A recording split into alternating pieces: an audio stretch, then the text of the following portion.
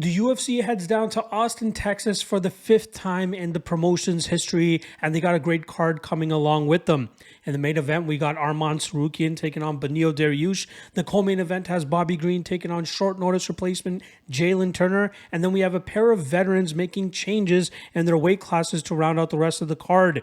In the bantamweight division, we got Davison Figueiredo, former flyweight champion, coming up in weight to take on Rob Font. And then we got Kelvin Gastelum going back down to 170 pounds, facing off against Sean Brady, who is looking to bounce back from his first professional loss. Got a bunch of other great cards or great fights to finish off the card here. And a reminder, this is the quick picks version of the breakdowns. If you guys are looking for in-depth breakdowns or want to hear more about why I think a certain fighter is going to win each matchup, make sure you check out the MMA Logcast, which I dropped earlier this week. That can be found either in the card that I drop at the top here or even just on my channel as well. So make sure you guys check that out. The whole point of the quick picks is to ensure that I just break down the fights as quickly as possible for you guys, spending no longer than a minute on each one so that you guys can get in and out and don't have to spend a whole hour listening to me jibber jabber about every single matchup. So, without further ado, I hope you're laced up because we're off and running with the first fight of the night between Veronica Hardy and Jamie Lynn Horth. I think that Hardy's improvements that she's made over her last couple of fights, along with her relationship with Dan Hardy, who is instilling the great fight IQ and improvements on her overall game, will allow her to go out there and outwork Jamie Lynn Horth, whether it's with her lateral movement from outside or with her grapple heavy approach, which I believe has been alluded to in a recent interview by Veronica. So I believe that we'll see Hardy go out there and grind out Horth over 15 minutes, picking up a decision victory. On the next fight, we got Wellington Turman taking on Jared Gooden here. And I think that Turman, who's riding a 2-fight losing streak right now, is on the right path in terms of the right type of opponent that he faces this weekend. He takes on the hard-hitting Jared Gooden, who I believe will not have much of an answer for the grapple-heavy approach he'll face from the BJJ black belt. I believe the training over there at Tashare MMA is finally going to show off for Wellington Turman, as he can go out there and grind out Jared Gooden over 15 minutes to pick up a decision victory.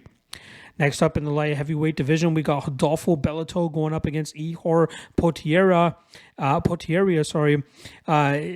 am very impressed with Bellato from what he showed on his Contender Series performance, where he took out Murtaza Talha. Very impressive performance there, shutting down the takedowns, utilizing his superior striking, and he also has a damn good ground game that he can lean on if that's what's required. I'm expecting him to shuck off any of the aggression from Potieria early on in this matchup, and he should be able to take over in the latter half of the first round, early second round, where I think we'll see Bellato absolutely smash Potieria either from that top position with his takedowns or even on the feet when Potieria is going to start looking for a way out. So give me Bellato, and I'm going to say specifically, I think he actually gets a submission victory in the spot. Next up, we got Steve Garcia going up against Melquizael Costa. Steve Garcia, obviously a very heavy hitter, as he showed off in his last matchup against Shai Leonard and Becca. Unfortunately, I think he's in for a tough time here against Melquizael Costa, who should be able to have the overall advantage in this matchup. Costa has great movement from outside, and I expect his kicking game to keep Garcia at bay, and then from there, he should be able to switch the game up a little bit, change levels, take this fight to the ground, and find a submission on Garcia probably by the second round.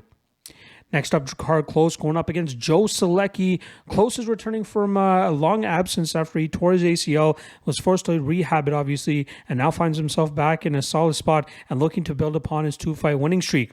I'm expecting him to be the overall better fighter here against the somewhat underwhelming Joe Solecki, who's on a bit of a winning streak of his own, but I think that Klose will be able to dictate where this fight takes place, utilizing his wrestling and striking advantage to outpoint Solecki en route to a decision victory. Next up, we got the UFC debut of Reese, going up against Cody Brundage. A lot of people not really feeling the Brundage side of things, considering what transpired in his last matchup against Jacob Malkoun.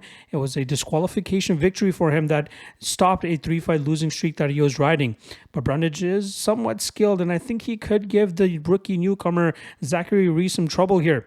Reese is 6-0 in his professional career, with all of his wins coming in under less than a minute and a half, where I think that Brundage can can put some wear and tear on Reese and make Reese go into deep waters, something he's not used to doing, and we could see Brundage pull away with this fight later on.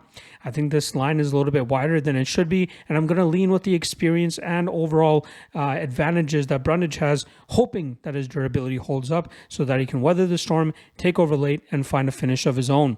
So give me Brundage inside the distance. Next up, we got Miesha Tate taking on Julia Avila.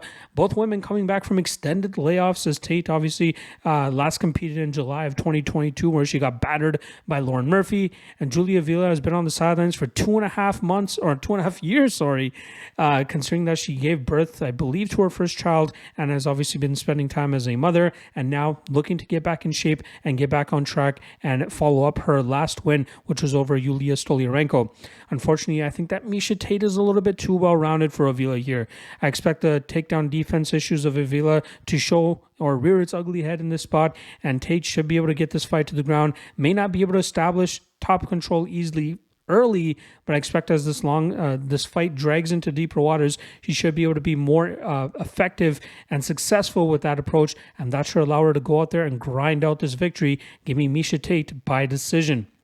Next up, we got Clay Guida going up against Joaquim Silva. Clay Guida somehow still kicking it around at close to 42 years old.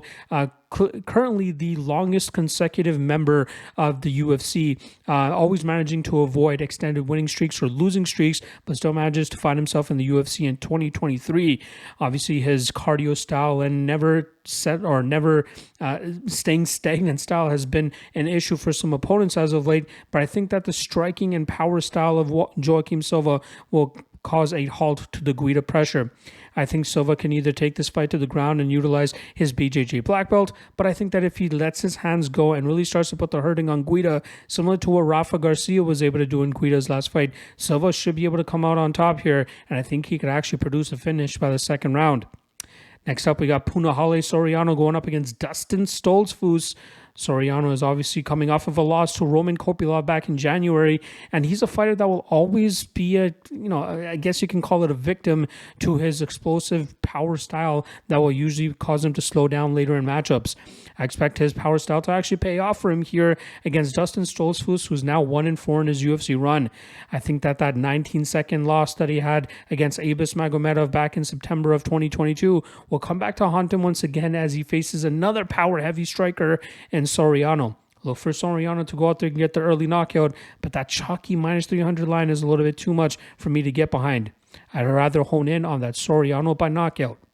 Next up, we got Sean Brady going up against Kelvin Gastelum. Very fun matchup here between two welterweights, as Brady's coming off of his first ever professional loss to Bilal Muhammad in October of 2022. He's had a pair of injuries and some infections to overcome so that he can finally make it back into the cage. But I think that his grapple-heavy style is going to be canceled out by the overall advantages that Kelvin Gastelum should have here. Gastelum is a very slick boxer who utilizes timing, power, and speed to knock out most of his opponents, but he also has a very underrated ground game that he hasn't been able to show off at middleweight, considering the size disadvantage that he's normally at. I expect Gastelum to be firing on all cylinders here with the head coaching of the Fight Ready team, and not to mention the strength and conditioning of the Neuroforce 1 guys. I'm fully expecting Gastelum to look in the greatest shape that we've seen him in a long time, and that should allow him to go out there and pull off a decision victory over the prospect Sean Brady. Next up, we got Rob Font going up against Davison Figueiredo. We got Rob Font currently on a 1-3 run over his last 4 fights.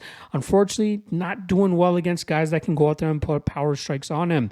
And that's exactly what he's going to be facing here in the former flyweight champion, as Figueiredo moves up to bantamweight, looking to preserve his career a little bit longer so he doesn't have to make those egregious weight cuts any longer. I expect his power striking style to catch up to Rob Font here. And even though Font might double or even triple him on strikes in this matchup, I think the dangerous finishing style of Figueiredo will catch Font, whether it's with a straight up shot to knock him out or even a club and sub situation. I expect Figueiredo to bring his finishing ways to the bantamweight division and get his hand raised, I'm going to call it specifically, by knockout. Moving on to the co-main event, we got Jalen Turner going up against Bobby Green. Turner obviously coming off of a 2-fight losing streak right now. It's the first losing streak he's had in over 7 years. He's looking to turn the tables against Bobby Green this weekend, but I was kind of surprised to see him as such a big favorite in the spot. Obviously, money has started to come in on Bobby Green, and I think for a good reason, as I think that Green's volume-heavy style can put Turner into uncomfortable positions that he's going to be unable to keep up with. Turner will be very dangerous in the early going of this matchup, considering the size and reach advantage and some of the lethal weapons that he's able to utilize against his opponents. But I think that Bobby Green can endure that punishment and really start to take over in the second and third rounds, utilizing his forward pressure and taking advantage of Jalen Turner, his cardio issues and the fact that he struggles to make this 155-pound weight class. The fact that he's taking on short notice is not a good look, especially against a guy against Bobby Green who's going to be putting volume and numbers on him. Give me Bobby Green, and I think he wins this fight by decision. And then lastly, main event time, lightweight division. We got Dariush looking to bounce back after he had his 8-fight unbeaten streak snapped by Charles Oliveira. He takes on Arman Tsarukyan, who is finally looking to break through to championship level if he can get this win over a high-level opponent like Dariush. Dariush is a very tough customer, a guy that normally does not settle for bad positions. So I'm very much looking forward to the grappling sequences we'll see in this matchup. I think the odds are a little bit too wide here, as Dariush is a very difficult opponent to deal with for most guys, and considering that Tsarukyan normally looks to take his opponents to the ground and grind them out, Dariush is a guy that very rarely spends time in bad positions, so it'll be interesting to see how Tsarukyan looks to dominate from that top position. But considering some of the striking advantages I expect from Tsarukyan, his youth, his ability to just close distance with speed and power will be a little bit too much for Dariush to deal with here, and I think that we'll see Tsarukyan eventually win this fight later on in this matchup over that 3.5 round mark, winning this fight either inside the distance late or probably by decision. There you guys go. Breakdowns on all 13 fights for this UFC Austin card. Hopefully you guys enjoyed the return of the quick picks format of this show. Obviously, it will be coming back for the next 2 weeks as well as the UFC closes out their 2023 calendar. Make sure you guys check out all the other great content that I have for the UFC Austin card this week on the channel. Hit that like and subscribe, and I'll see you guys again tomorrow for some more segments and more looks at UFC Austin. Peace.